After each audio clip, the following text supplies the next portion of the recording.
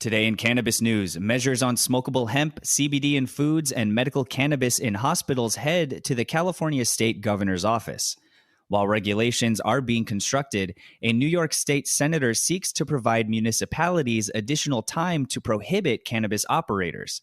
And the National Hemp Association requests a $1 billion budget from the U.S. federal government to promote hemp industry growth. It's Tuesday, September 14th, and this is your Trichomes Morning Buzz. Broadcasting live from the Trichomes.com studios in Southern California. It's time for your Morning Buzz. We bring you late-breaking news that keeps you up to date with what's happening in the cannabis industry. First up, California state legislators have sent a bill to the governor's office for approval that would establish a regulation structure for hemp-derived CBD commerce and lifts the restriction on smokable hemp items. They also passed a bill that requires hospitals to allow some patients to utilize medical cannabis. State Senator Ben Hueso has been pushing for their bill to permit terminally ill individuals to utilize cannabis in medical centers for numerous sessions. They recently wrote to the U.S. Department of Health and Human Services asking for elucidation on if the change in policy could risk government funding for those hospitals. Their measure, codifying that hospitals could clearly authorize specific patients to utilize cannabis, passed the Assembly by a 57-1 vote. And the Senate approved the other floor's latest revisions by a 36-1 vote. Next up, a New York State senator wants to provide local authorities an additional year to determine if to permit cannabis firms to work in their areas, a move that activists say is unneeded and would complicate the market. Municipal governments must decide by December 31st, 2021, if they will opt in to allow cannabis businesses or social consumption lounges within the recreational legalization statute enacted by former Governor Andrew Cuomo in March.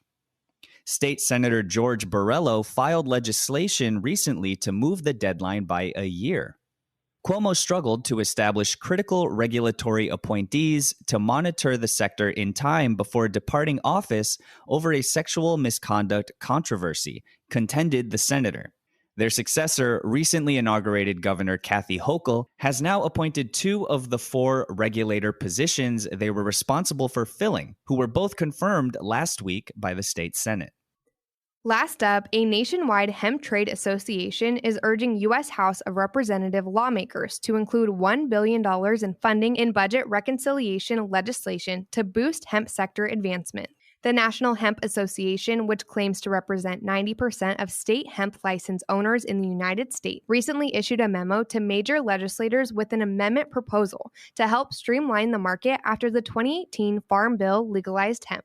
If appropriated, the funds will enable federal authorities to empower hemp farmers, processors, and related businesses to compete globally, sequester unprecedented amounts of carbon, remediate contaminated soil and water, provide funding and jobs to traditionally disadvantaged members of the farming community, and much more, according to the letter sent to legislators by the association.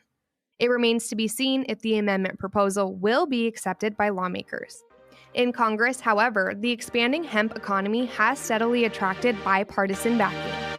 That was today's Buzz. Thanks for listening. For more cannabis news and insights from industry professionals and a place to discuss these stories and others, visit trichomes.com. And be sure to catch up with all of our other cannabis industry-related podcasts like Hash It Out, Tech and Cannabis, or the International Cannabis Conversation wherever you get your podcasts. For trichomes.com, I'm Devin Leal. And I'm RJ Balde, signing off.